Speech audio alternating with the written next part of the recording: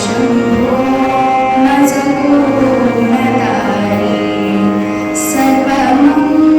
सर्वमंगलमांगल्ये शिवे सर्वार्थसाधिके शरण्ये त्र्यंबके गौरी नारायणी नमोस्तुते मनोजवं मारुततुल्यवेगम्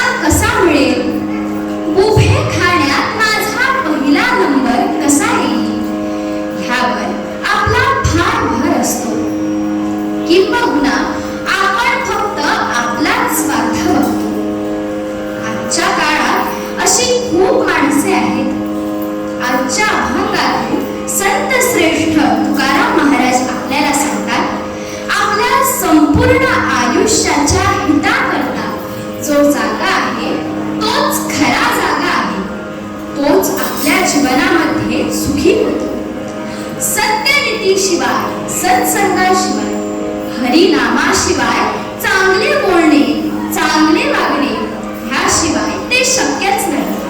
परमभाग्याने आपल्याला माणसाचा जन्म मिळाला आहे. तो फुकट जाणार नाही ह्याची काळजी आपण सर्वांनी घ्यायला पाहिजे.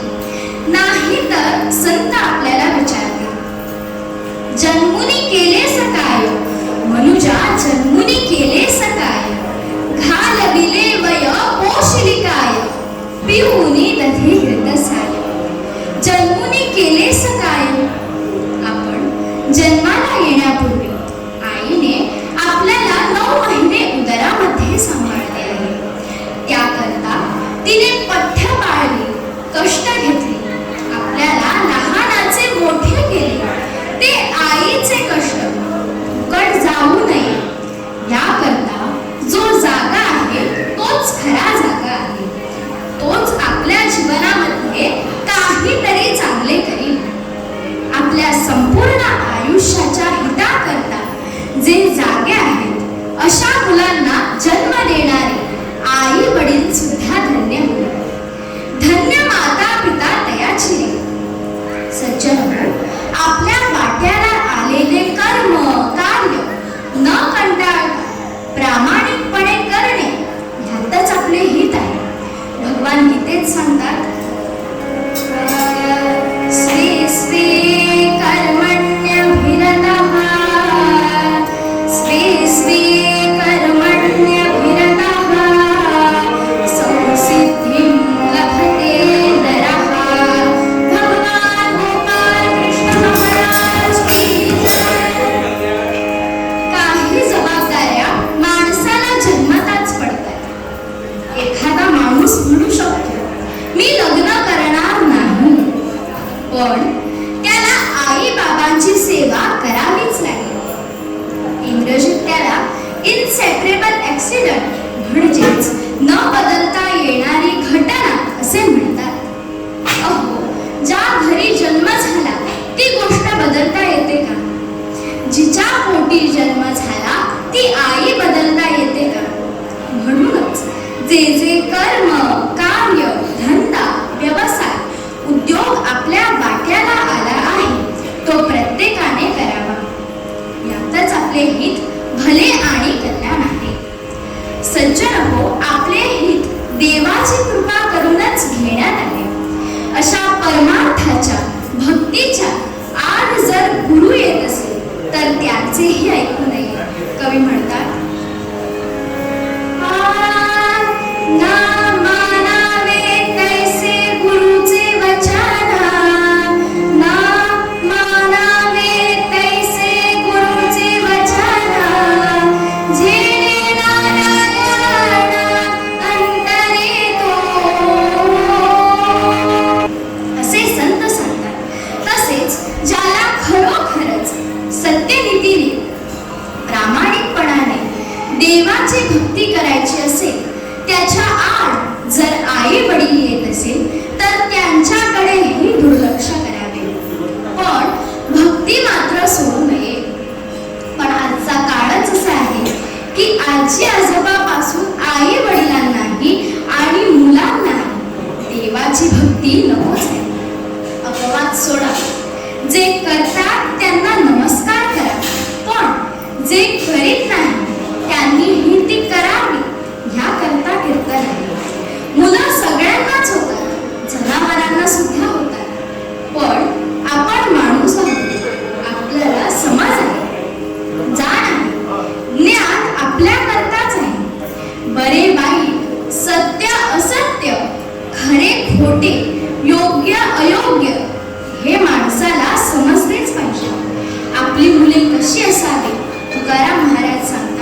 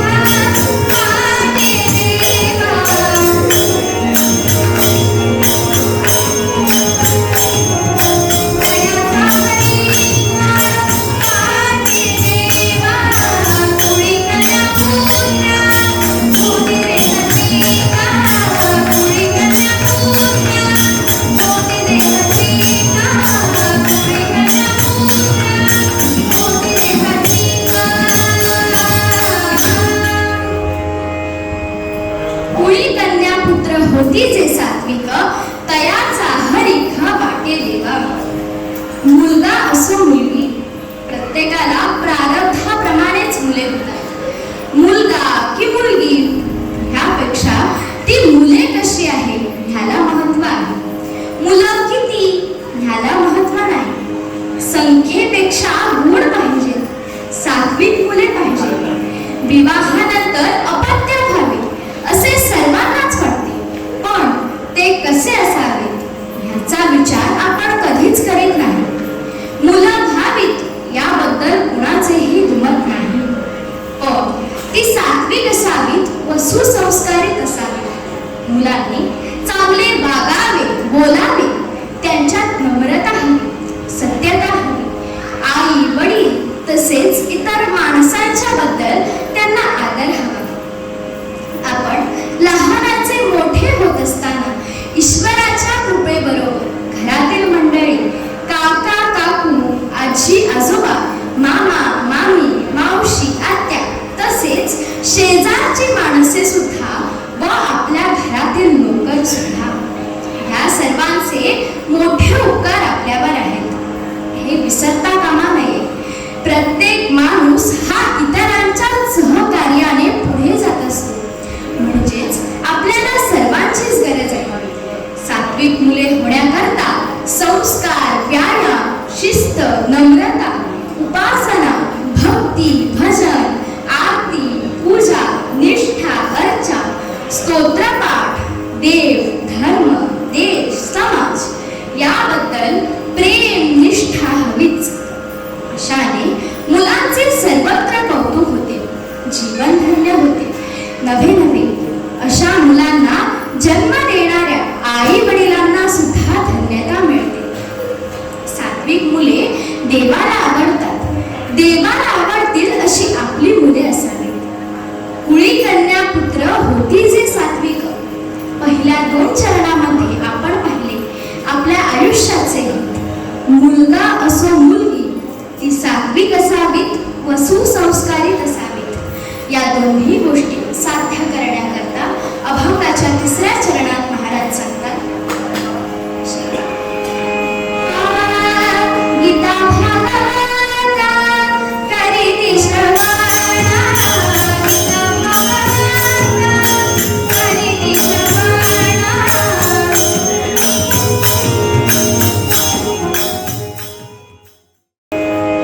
गीता भागवत करीती श्रवण, अखंड चिंतन विठ्ठलाचे. सज्जन हो, आपल्याला ज्ञान पाहिजे. ते ज्ञान पवित्र आहे. ते 2 प्रकारचे, एक लौकिक, दुसरे अलौकिक. एक पोट भरण्याची विद्या, दुसरी परमार्थाची. आपल्याला दोन्ही प्रकारचे ज्ञान पाहिजे.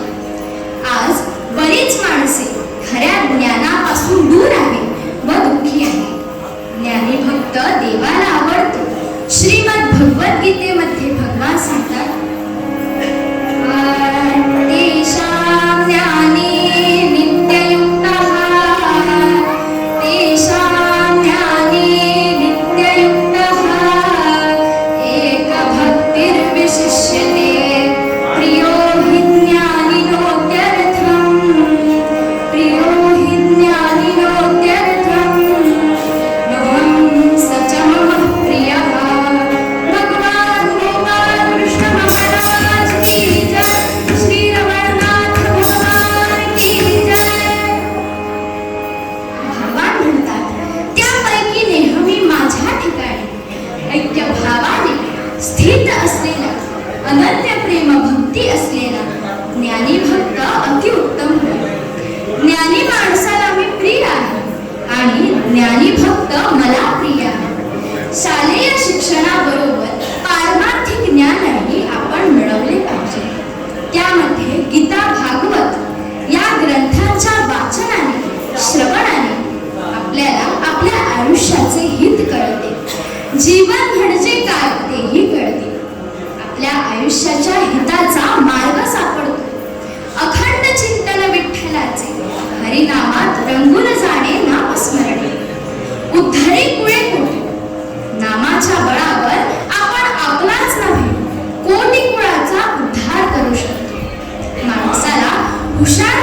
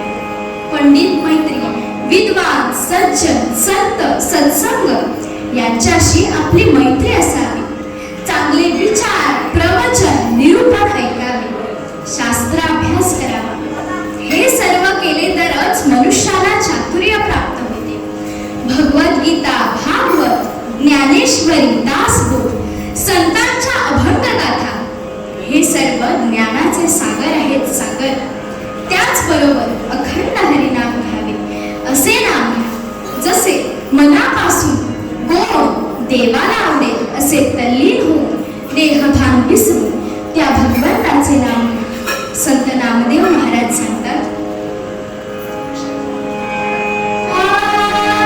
बोलू ऐसे बोल बोल,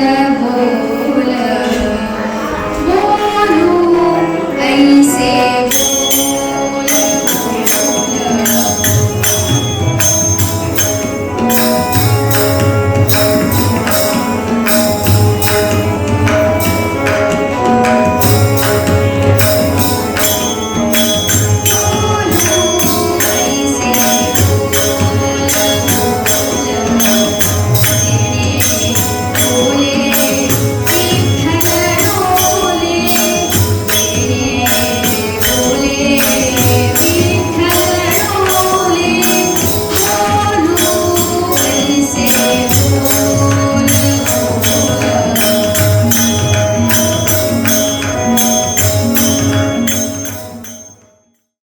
बोलू ऐसे बोल जेणे बोले विठ्ठल बोले. हे सर्व केले तरच आपल्या आयुष्याचे हित होऊ शकते. आपल्या संपूर्ण आयुष्याच्या हिताकरता जे जागे आहेत अशा भक्तांची सेवा आपल्या हातून व्हावी असे तुकाराम महाराज म्हणतात. सज्जन हो, काही माणसे फक्त आपल्या करता जगतात, इतर कोणाचाही विचार करीत नाही. फक्त पैशाच्या मागे असतात. पैसा पैसा पैसा हा एकच ध्यास त्यांना असतो आणि हे करीत असताना त्यांना परोपकार, सत्कर्म, दान धर्म, कथा, कीर्तन, नामस्मरण करायला वेळ नसतो. अशा लोकांचे इहलोकी आणि परलोकी खूप हाल होतात. पुढे पुढे त्यांना हाती घेतलेल्या कार्यामध्ये यश येत नाही. धंदा उद्योगात अपयश येते. अचानक नुकसान होते. कोर्ट कचेऱ्या सुरू होतात. आजार वाढतात. निराशा, अपयश, दुःख अशा अनेक आपत्तीने तो माणूस हैराण होतो.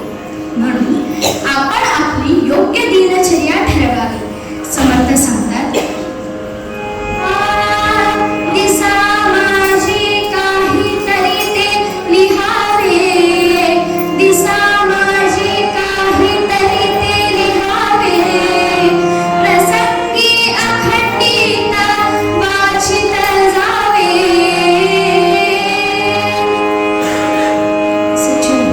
प्रत्येक माणसाने काहीतरी चांगले लिहावे, आपली दिनचर्या लिहावी, तसेच प्रसंगी अखंडित वाचित जावे.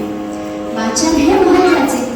आपला शालेय अभ्यास आहेच, पण त्याचबरोबर आध्यात्मिक वाचनही असावे. गोंदवलेकर महाराजांचे नित्य प्रवचन दररोज एक पान वाचावे. त्या व्यतिरिक्त स्तोत्रे व इतर काही आपल्या आवडीचे वाचन करावे. अशातच आपले हित होणार व जीवनात प्रगती होणार. आपल्या हिताकरता या काही गोष्टी महत्वाच्या आहेत. सुभाषितकार सांगतात, पठतो नास्ति मूर्खत्वं, पठतो नास्ति मूर्खत्वं, जपतो नास्ति पातकं, मौनिनः कलहं नास्ति, मौनिनः कलहं नास्ति, न भयं चाले जाग्रता, पार्वतीपते हर हर महादेव, मंडोदरी माता की जय. सज्जन हो, पहा, ऐका, अभ्यास केल्याने मूर्खपणा जाते. जप, नामस्मरण केल्याने पाप नष्ट होते. मौन म्हणजेच गप्प बसल्याने कलह, भांडण होत नाही आणि जागे जागृत राहिल्याने भीती उरत नाही. उठा, जागे व्हा आणि आपले कर्तव्य जाणा. ज्या भागवत धर्माने आपल्यातील भेदाला तिलांजली दिली व संपूर्ण भारतात समतेची ध्वजा फडकावी, त्याच भागवत धर्मात आज संप्रदाय व परस्पर असहिष्णुता यांचा सुळसुळाट वाढला आहे. आज मोठ्या प्रमाणात प्रत्येक क्षेत्रात असहिष्णुता फैलावत आहे. क्षुद्र स्वार्थासाठी हीन कारवाया विषमतेचे साम्राज्य फैलावत आहे. संस्कार शून्य जीवनाचे हे अपरिहार्य परिणाम होत आहे. योगी श्रेष्ठ चांगदेवांचे गुरुपद भूषविणारी मुक्ताबाई कोणत्या विद्यापीठाची पदवीधर होती? आज स्वतःला सुशिक्षित व पुरोगामी बुद्धिवादी समजणाऱ्या वर्गाने जरा सवड काढून संत चोखामेळा, संत गोरोबा काका, संत सावतामाळी, संत मुक्ताबाई, संत जनाबाई यांचे वाङ्मय अवश्य अभ्यासावे आणि यातून दिसणारी मानवी मूल्ये आज का नष्ट झाली याचा विचार करावा.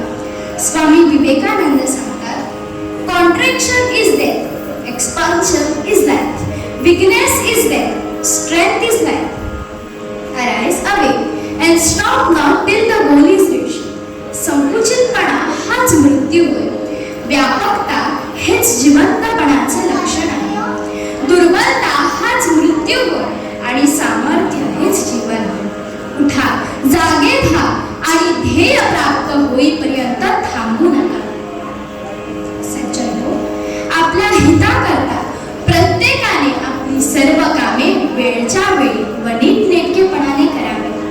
स्वतःचे काम स्वतःने करावे व कोणतेही काम कमी प्रतीचे लेखू नये. सर्वांशी सौजन्याने वागणे या सर्व गोष्टी आपल्या हिताच्याच आहेत. विनोबा भावे सांगतात, माणसाचे सर्वात मोठे शत्रू 3 आहेत: आळस, अज्ञान आणि अंधश्रद्धा. आपल्या हिताकरता झटणाऱ्याने यापासून सावध राहावे. सुजन आज सांस्कृतिक ह्रास, आदर्शांचा अभाव व मूल्यांची घसरण भारतीय समाजात व राजकारणात मोठ्या प्रमाणात घसरलेले दिसते. जे लोक विषय वासनेच्या गुंत्यात, खाण्यापिण्यात, गप्पा गोष्टी, मोबाईलात अडकलेले आहेत किंवा गुंतले आहेत, त्यांना हा परमार्थ, हा भक्तीचा मार्ग कळू लागतो. का तर त्यांचा विषय वासनेच्या भोगांचा जोड वाढला आहे. त्यांना कीर्तन सुद्धा करूच वाटते. पण जे भक्त आहे, सश्रद्धा आहे, सात्विक आहे, त्यांना हा परमार्थ, हा भक्तीचा मार्ग गोड लागतो. सर्वांनाच परमार्थ गोड लागावा याकरता संत एकनाथ महाराज सांगतात, विषय व्याधीचा उकाडा, हरिकथेचा घ्यावा काढा. हा हरिकथेचा काढा घेऊन आपण सगळे रोग बरे करूया. आपल्या वागणुकीने लोकांना संताप, पीडा, त्रास होणार नाही याची काळजी घ्यावी. पण भीतीने किंवा लोभाने दुष्टांना, दुराचारी, भोंदूंना कधीही शरण जाऊ नका. लाचार बनू नका. ऋषी, मुनी, साधू, संत यांनी चोखाळलेला मार्ग, वाट कधीही सोडू नका. सत्प्रवृत्तीने, प्रामाणिकपणाने जे काही प्राप्त होईल ते थोडेही असेल तरी ते सुखदायी, आनंददायी असेल. असाच माणूस आपले खरे हित करू शकतो. म्हणून आपुलिया हिता जो असे जागत. आपल्या महाभारतातील विदुर नीतीत सुंदर श्लोक सांगितला आहे. दिवसे नैव तत्कुर्यात्, दिवसे नैव तत्कुर्यात्, येन रात्रौ सुखं वसेत्, अष्टमासेन तत्कुर्यात्, येन वर्षा सुखं वसेत्, पूर्वे वयासि तत्कुर्यात्, पूर्वे वयासि तत्कुर्यात्, येन वृद्धः सुखं वसेत्, यावत् जीवेन तत्कुर्यात्, यावत् जीवेन तत्कुर्यात्, येन प्रेत्य सुखं वसेत्. मंगलमूर्ती मोरया, श्री रमणनाथ भगवान की जय. सज्जनो, पहा, दिवसभर असे काम करावे की ज्यामुळे रात्री सुखाने झोप लागेल. दिवसभर वाईट कर्म कार्य केले तर मन अशांत राहते व झोप येत नाही. 8 महिने ते काम करावे की ज्यामुळे पावसाळ्याचे 4 महिने सुखाने जाते. ही पूर्वीची पद्धत. आता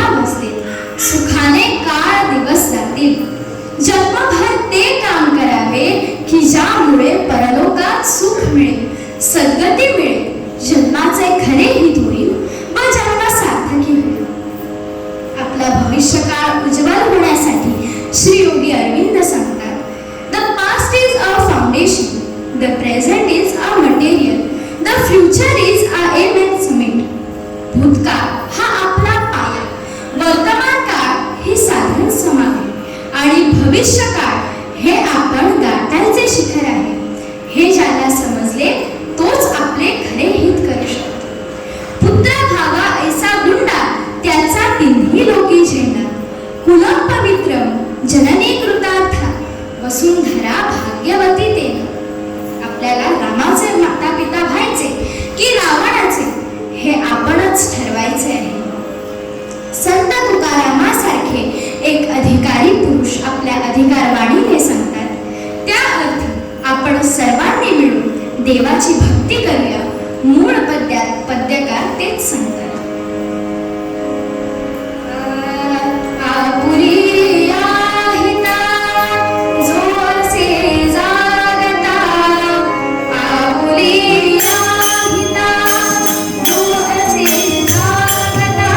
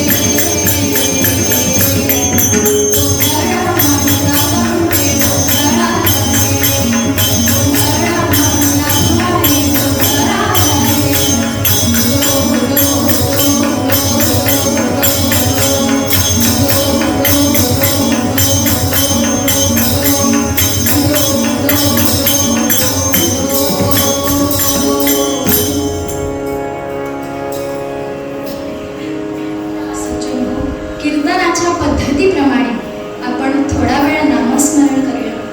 त्यासाठी सर्वांनी ताठ बसावे, डोळे मिटावे, हाताने जोराने टाळी वाजवावी व मुखाने त्या भगवंताचे नाम घ्यावे.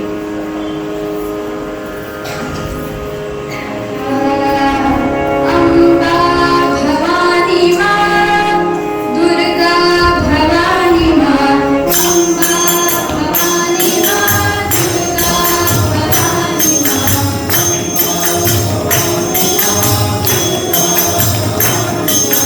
अंबा भवानी मां, दुर्गा भवानी मां.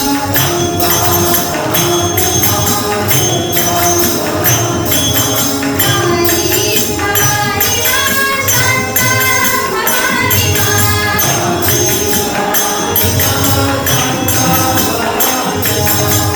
मंगली भवानी मां, दुर्गा भवानी मां.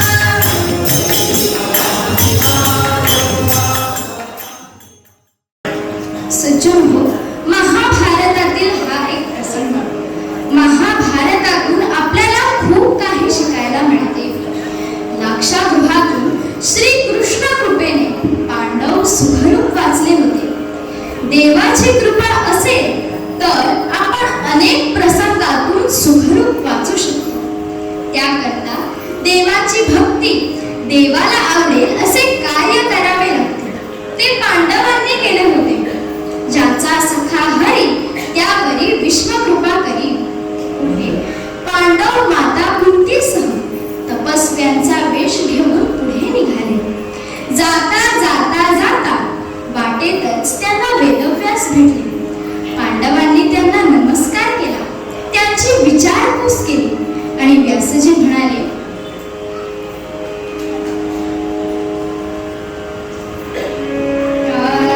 पांडवाते धरुनिया तदा कोटी, पांडवाते धरुनिया तदा कोटी.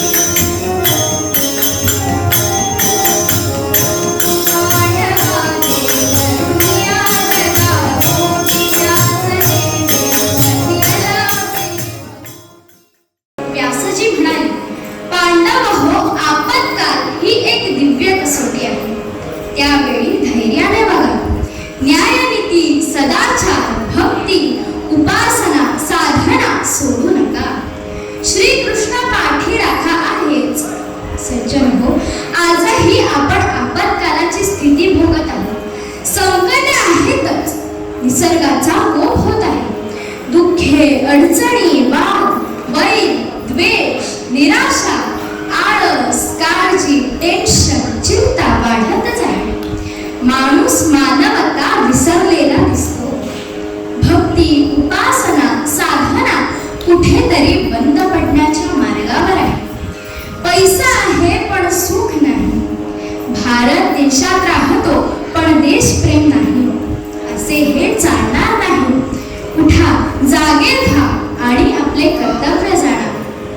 व्यासांनी जो पांडवांना उपदेश केला तो तुम्हा आम्हालाही आहे, हे कधीही विसरू नका.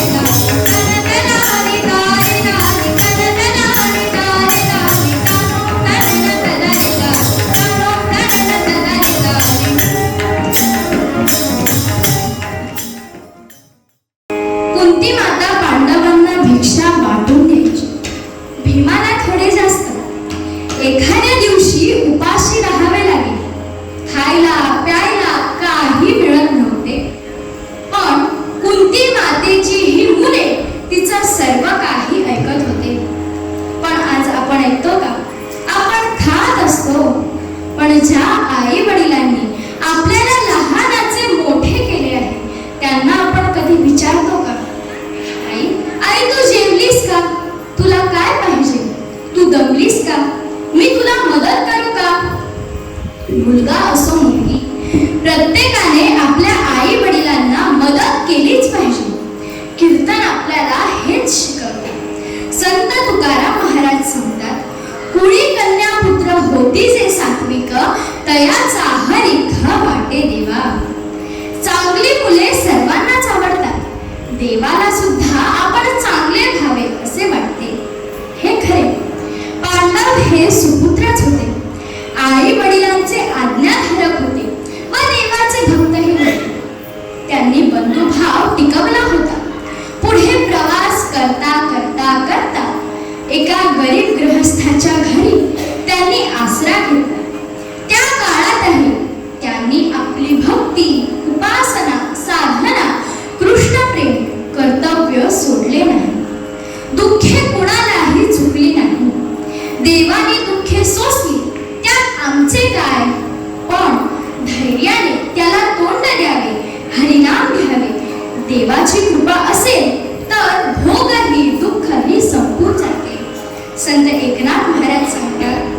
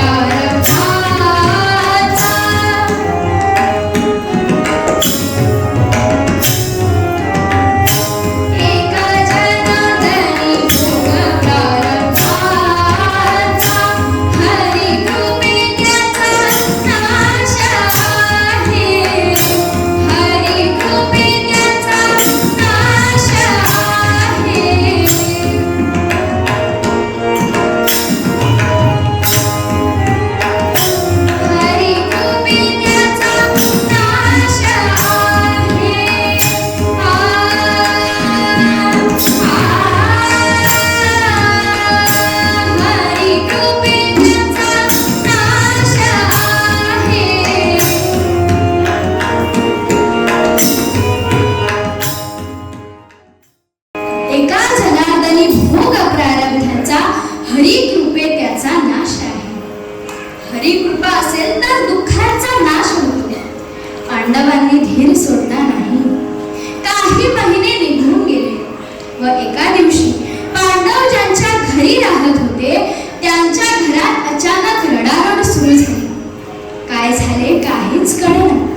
घरात भांडण नव्हते, पण कसले तरी संकट आले होते. पण आज घरोघरी वाद, भांडणे, द्वेष भरलेला दिसतो. घरात कुणीही कोणाचे ऐकत नाही. एकमेकात ताळमेळ नाही. जो तो आपल्याला पाहिजे ते करतो व आई वडिलांचे कुणीही ऐकत नाही. साधू संत आपल्या घरी यावे असे कुणालाही वाटत नाही. ती घरातील काहीतरी रडारड होती. नेमकं याचं कारण काय हे माहित नव्हतं. कवी म्हणतात, वाद झाला काय तव घरी, वाद झाला काय तव घरी.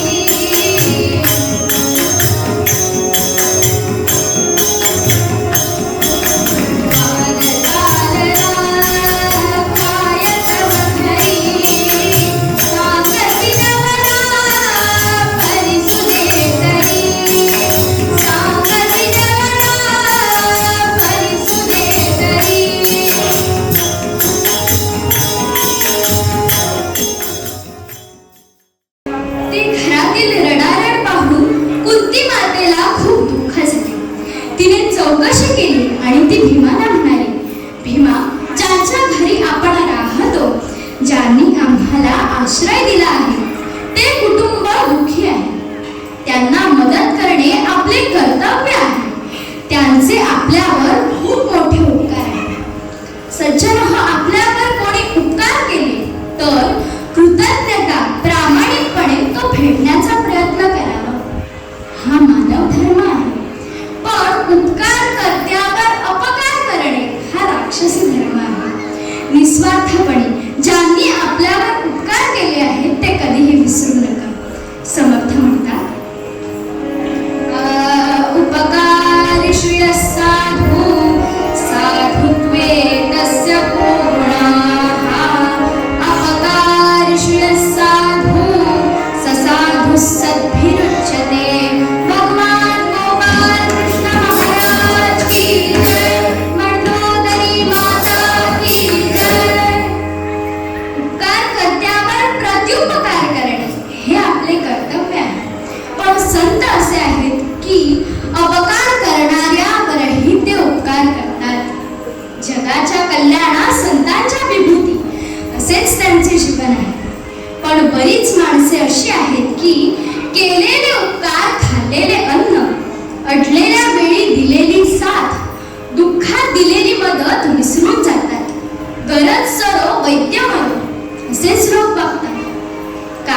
माणसं चांगलीच आहेत.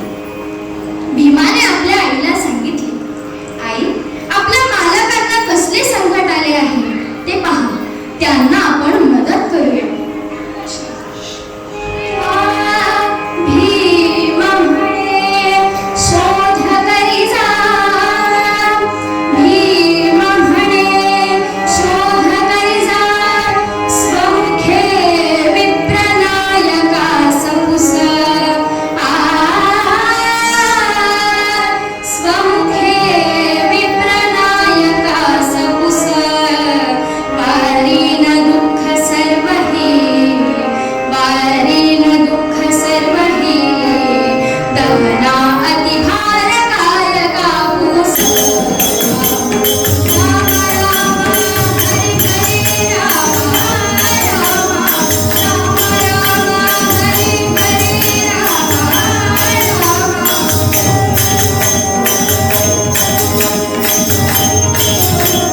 राम हरी हरी राम राम. श्री राम जय राम जय राम. श्री राम जय राम जय राम. श्री राम जय राम जय राम. श्री राम जय राम जय राम. राम राम हरी हरी राम राम. राम राम सीतापते राम.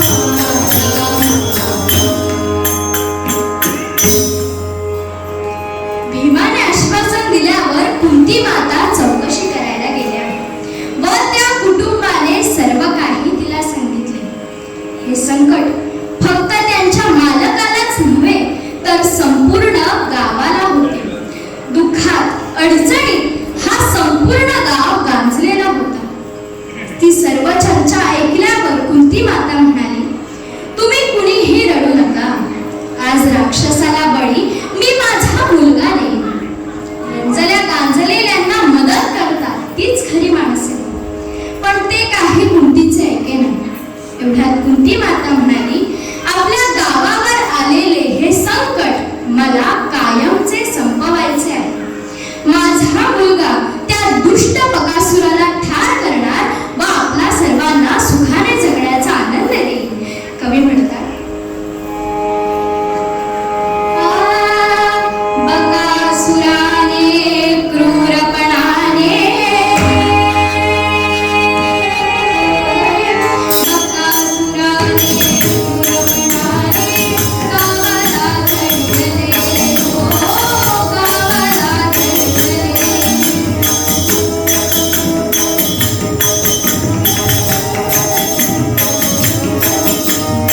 बकासुराने क्रूरपणाने गावाला चढले. बकासुराने क्रूरपणाने बकासुराने क्रूरपणाने गावाला चढले.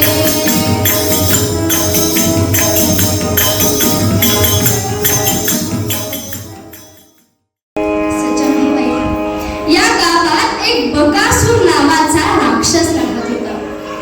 त्याला प्रत्येकाने एक गाडीभर अन्न, एक रेडा व एक माणूस खायला द्यायचा. असा या बकासुराचा त्या गावकऱ्यांशी करार होता. लोकांचे जीवन जगणे मुश्किल होते. प्रत्येक जण घाबरलेले होते व पांडव ज्यांच्या घरी राहत होते त्यांची आज पाळी होती. प्रत्येक जण म्हणतो, मी बळी जाणार, मी बळी जाणार, तुम्ही जगा. बळी हे जायलाच पाहिजे, कुणीतरी मरणार म्हणून सगळेच जण रडत होते. आजपर्यंत त्या बकासुराने हजारो लोकांना खाऊन टाकले होते. ती सर्व चर्चा ऐकल्यावर कुंती माता म्हणाली, तुम्ही कुणीही रडू नका. आज राक्षसाला बळी मी माझा मुलगा देईन. रंजल्या गांजलेल्यांना मदत करतात तेच खरी माणसे. पण ते काही कुंतीचे ऐके नाही. एवढ्यात कुंती माता म्हणाली, आपल्या गावावर आलेले हे संकट मला कायमचे संपवायचे आहे. माझा मुलगा त्या दुष्ट बकासुराला ठार करणार व आपणा सर्वांना सुखाने जगण्याचा आनंद देईल. हे सर्व ऐकल्यावर त्या गावकऱ्यांनाही आनंद झाला व ठरलेल्या एक गाडीभर अन्न, एक रेडा व बरोबर भीम निघाला. दुसऱ्यांना मदत करण्याकरता आपल्या मुलांचा उपयोग व्हावा. आपल्या मुलांनी देव, देश, धर्म यांची सेवा करावी, परोपकार करावा, गरजूंना, अडलेल्या नडलेल्यांना आधार द्यावा. असे हे शिक्षण आई वडिलांनी आपल्या मुलांना दिलेच पाहिजे. नुसते खाऊन पिऊन टवटवीत आहे, मदत कोणालाही करीत नाही, अशा मुलांचा काय उपयोग? खाया पिया सुख से सोया, उन्होंने क्या रे कमाया. भीमासारखी भक्ती करणारी व दुसऱ्यांना मदत करणारी आपली मुले असावी. पुढे भीम ते गाडीभर अन्न घेऊन जंगलात पोहोचले व बकासुराला हाका मारू लागला. बकासुरा, बकासुरा ये, आज तुला मी ठार करणार. बराच वेळ झाला, बकासूर येईना व मग त्या भीमाने ते गाडीभर अन्न खायला सुरुवात केली. एवढ्यात बकासूर आला. अरे पाहतो तर हा प्रकार वेगळाच. मी सर्वांना खायचो, मला सर्वजण घाबरायचे, पण आज हा प्रकार वेगळाच. बकासूर भीमावर मुठी मारू लागला, पण भीमाने तिकडे न बघता ते आणलेले अन्न आपणच खाल्ले आणि मग त्या बकासुराचा समाचार घेतला. घनघोर युद्ध सुरू झाले. भीम म्हणाला, आजपर्यंत तू सर्वांना त्रास दिलास, छळलेस, आज तुला मी ठार करणार. कवी म्हणतात, निष्ठुरा राक्षसा दुष्टमत्ता, करा निष्ठुरा राक्षसा दुष्टमत्ता, करा निष्ठुरा राक्षसा दुष्टमत्ता, हे मुक्ती आता नष्ट करता, हे मुक्ती आता नष्ट करता, हे मुक्ती आता नष्ट करता, करा निष्ठुरा राक्षसा दुष्टमत्ता, करा निष्ठुरा राक्षसा दुष्टमत्ता. असे म्हणून भीमाने बकासुराला उचलले व गरगर गरगर फिरवून जमिनीवर आपटले. प्रचंड शक्तिमान असलेला हा बकासूर मरण पावला. मोठा आवाज ऐकून सर्व गावकरी धावत आले. पाहतो तर बकासूर मेलेला होता. सर्वांनी भीमाचा जय जयकार केला. भीमाची मिरवणूक काढली व पांडवांचे आभार मानले. पांडवांनी नेहमी प्रजेचे रक्षण केले होते, स्वतःचा स्वार्थ कधी पाहिला नाही. हे सामर्थ्य पांडवांनी कृष्ण भक्तीने मिळवले होते. समर्थ म्हणतात, सामर्थ्य आहे चळवळीचे, सामर्थ्य आहे चळवळीचे, जो जे करील तयाचे, परंतु तेथे भगवंताचे अधिष्ठान पाहिजे. भगवंताच्या कृपेशिवाय, अधिष्ठानाशिवाय आपण काहीही करू शकत नाही. हे सर्वांनी लक्षात घेऊन देवाची भक्ती करूया. मूळ पद्यात पद्यकार तेच सांगतात. नमस्कार, मी कीर्तनकार सावली संदीप गावकर. आपल्या मंडोदरी देवस्थानमध्ये मला कीर्तन करण्याची संधी दिल्याबद्दल मी देवस्थानचे पदाधिकारी, ग्रामस्थ, श्रोते, भक्तगण यांना नमस्कार करून धन्यवाद देतो. माझे गुरुवर्य, गोव्याचे प्रसिद्ध कीर्तनकार प्राचार्य सुहास बुवा वजे यांच्याकडे मी कीर्तन शिकत आहे. सर्व समाजातील कीर्तनकार घडावे असे कार्य ते करीत आहेत. माझे काही चुकले असल्यास क्षमा करा, देवाचे आहे. गोव्यातील तरुण कीर्तनकारांना आपण संधी देऊन मोठे कार्य करीत आहात. पुढे आम्हीच आपल्या मुलांना कीर्तन शिकवणार असे आम्हाला वजे बुवांनी सांगितले आहे. गोव्यातील कीर्तनकार घडवूया व गोव्याचे नाव पुढे करूया. मला हार्मोनियमवर उत्तम साथ दिल्याबद्दल जांभळे काका यांना नमस्कार करते व तबल्यावर साथ दिल्याबद्दल